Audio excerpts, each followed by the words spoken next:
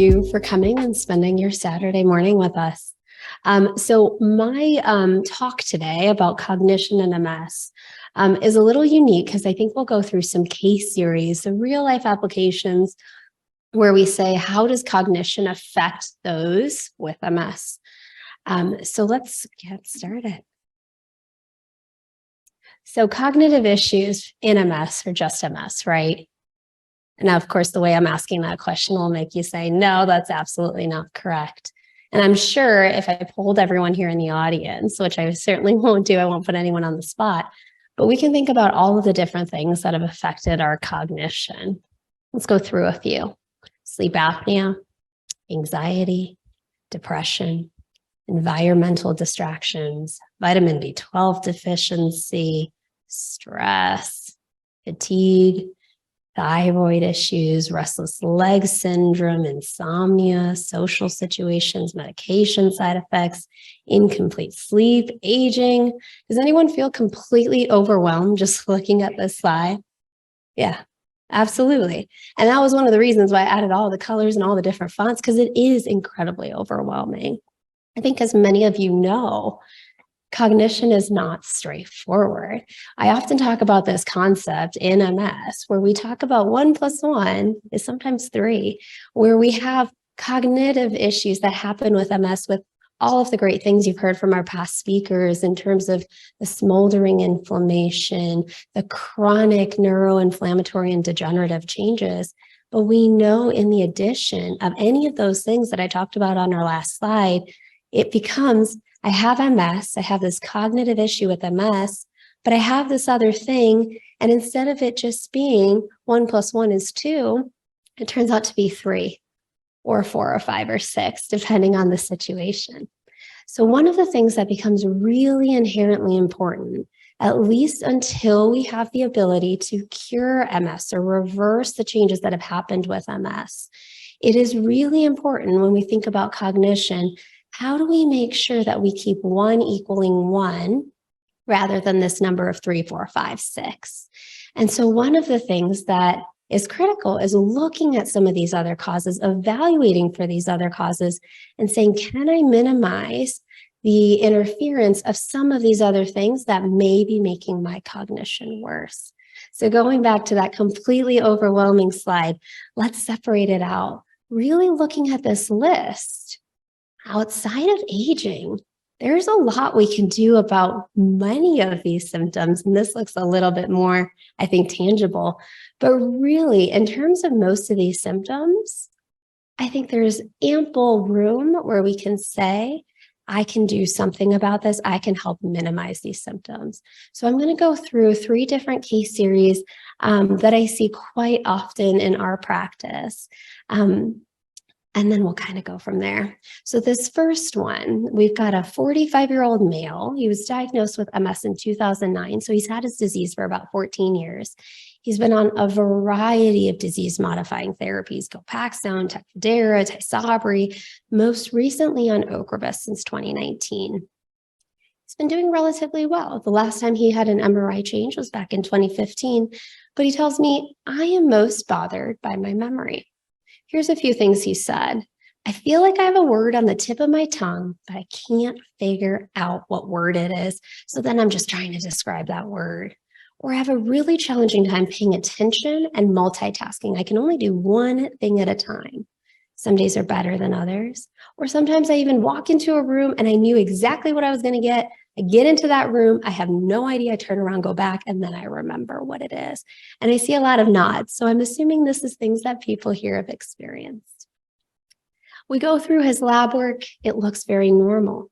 When we're talking about sleep, this is where it becomes a little interesting. He says, I get 9 hours of sleep a night. I go to bed at 9 and wake up at 6. But I think the key question here is, are you sleeping continuously? And in this individual, he says, well, I wake up a couple times, maybe 3 or 4, but then I'm just going back to sleep. That's not a big deal, is it? And he tells me once is to urinate, and the other time I have this pain in my legs and I can't get it better. So what are potential reasons behind his cognitive complaints, right? We talked about MS. MS, of course, has an effect on cognition. But what else could it be in this individual? And I really think we think about that incomplete sleep, really that need to urinate and spasticity. And I think this chart is actually one of my favorite charts when we're looking at what sleep looks like. So what this is showing over time, when we're sleeping throughout the night, we go through these different cycles of sleep. And this one right here, REM, is rapid eye movement. But the other way to think about it is this is our period of restorative sleep. What does restorative sleep mean? It means that over the day, over the course of the day, by being active, engaged with our environment, we accumulate gunk, so to speak, in our brain. During this period of REM sleep or restorative sleep is when we're saying we're clearing all of that out. And you guys can see this first onset of REM sleep usually comes on about 90 to 120 minutes after you've been asleep, and you're accumulating more of those REM cycles and longer REM cycles the longer you have been asleep. Now, what happens if you wake up, you don't pick up where you left off? You start over at the beginning.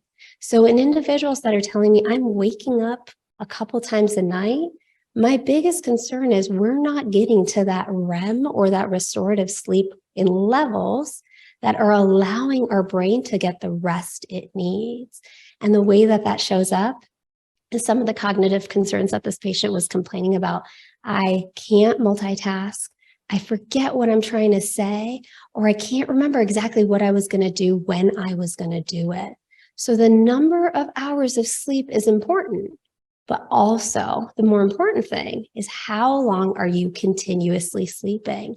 I would almost prefer someone who's getting 5 hours of continuous sleep as opposed to 9 hours of interrupted sleep. And so really the treatment that we focus on in situations like this is what's causing those nighttime awakenings? How do we fix those? So when we talk about urinating overnight, and I bet if I had everyone raise their hands, I would get quite a fair number of people saying, yeah, I do that. We think about lifestyle modifications, right? Lifestyle modifications include avoiding things that are triggering to our bladder. So those are things with caffeine, things with sugar, and especially avoiding those in the hours leading up to bedtime. Trying to avoid liquids as well. At least 3 hours before bedtime, I usually say stop after dinner, becomes important when thinking about lifetime or lifestyle modifications, and then trying to make sure you're going to the bathroom before you go to sleep. We also have the use of multiple medications that we can also use, particularly honing in on the need to urinate overnight. And same thing with spasticity. If it's this muscle tightness, this muscle pain that's waking you up at night, what can we do? Can we do medications that are aimed at targeting that right before bedtime? Can we talk about a stretching regimen or other things like that?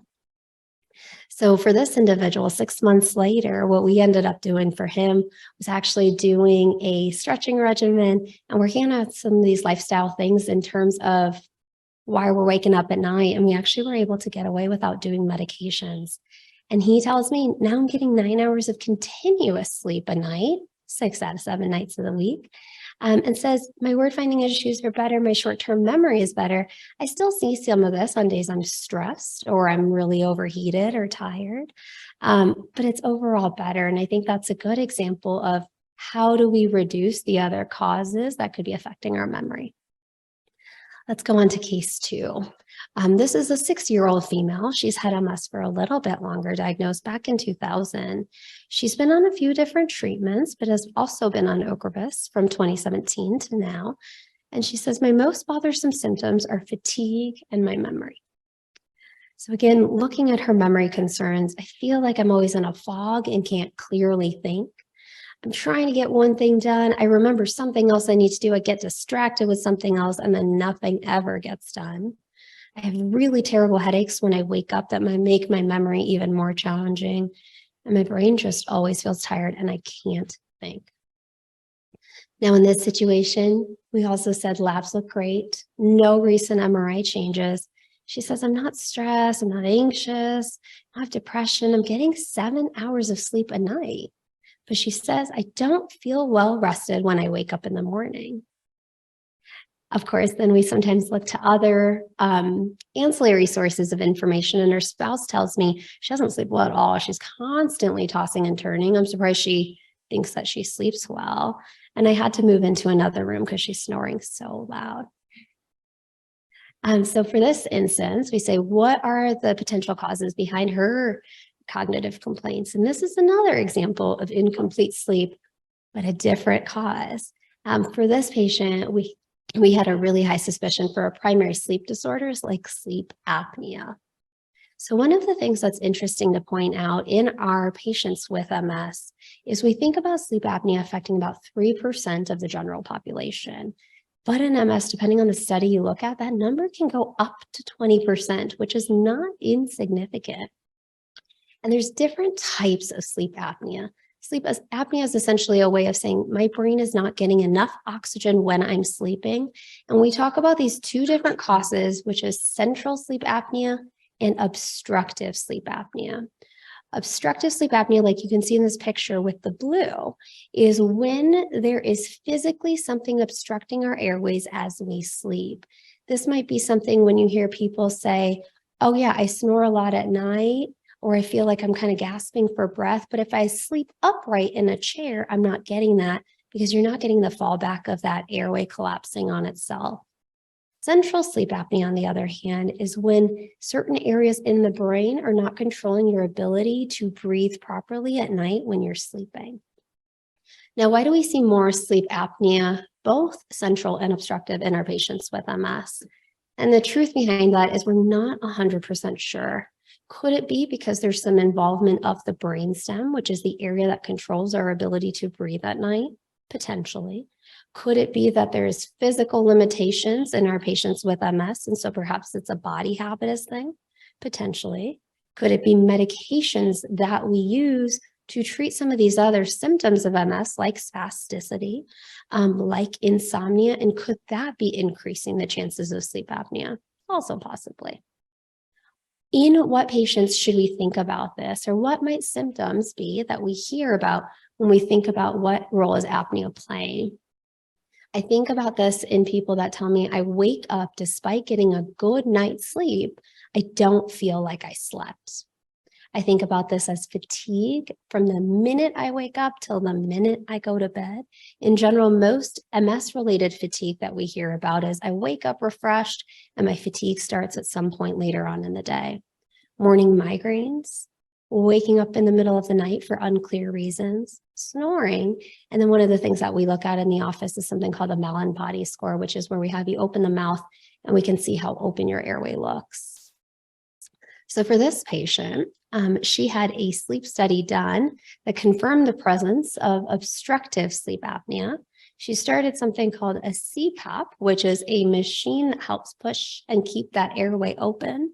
And 6 months later says, I wake up feeling refreshed, I have less morning migraines, and I don't feel like I'm in a fog anymore. All right, and we'll head on straight into that third case. This is a 32-year-old female, recently diagnosed with MS just a few years ago and on Tysabri. Last MRI with new lesions was really around the time of diagnosis, but she's on a lot of symptomatic medication. So she has spasticity, she's on baclofen. She has depression, she's on Paxil. And she says, I have some cognitive concerns. She started Paxil right after her diagnosis in 2020, but says, I'm not sure my depression is well controlled. I feel very unmotivated to do the things that I used to enjoy doing before my diagnosis of MS. And I don't have as much interest in things that I previously liked. From a cognitive concern, where her cognitive issues are really showing up is at work, with her boss saying, you're not doing the tasks that are assigned to you, you're not doing them efficiently, and you're forgetting to do the tasks that are assigned to you. She's also seeing this replicated in her home life with just trouble keeping up and catching up and saying, I'm so tired at all times, I can never feel like I'm catching up with what I need to do. In clinic, she's screened positive on depression screens. And one of the things that becomes important, and we'll talk about this in just a minute, is depression doesn't always show up as I feel depressed or I feel sad. Sometimes the way depression shows up is I don't have interest in things I used to have interest in. It shows up as, I don't feel like I want to do anything. I'd be perfectly content just laying here. And so she also said, I don't feel like I'm eating as well as I did. I don't really care about food. And I don't really feel like I'm contributing anything successfully. I'm just not able to do what I want to do. So for this one, and this is something we see quite commonly in clinic, I do worry about the depression leading to her cognitive concerns. And you might say, well, that doesn't make a ton of sense. You explained the brain piece with the sleep apnea or the incomplete sleep. How does depression show up as cognitive issues? And there's this very well described phenomenon called pseudo dementia, which for all of you linguists out there, pseudo, of course, meaning false, depression by itself can manifest with the exact same phenotype or the exact same features that dementia can. The difference is, unlike dementia, where we say we see abnormalities in the brain tissue, we see abnormalities in protein folding in the brain, like when we think about Alzheimer's, this is reversible. This is more of a software issue than a hardware issue.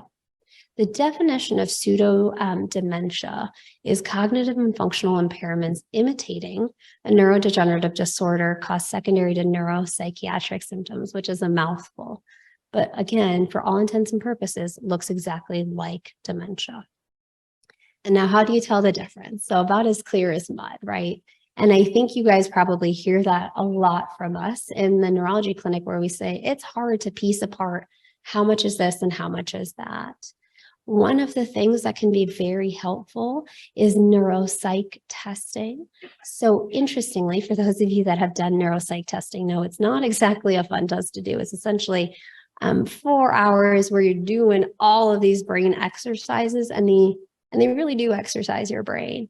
But sometimes using those, we can look for certain patterns where we say, this patient has abnormalities in this circuitry or abnormalities in this circuitry, and this makes us more prone to think this is the cause of their cognitive concerns.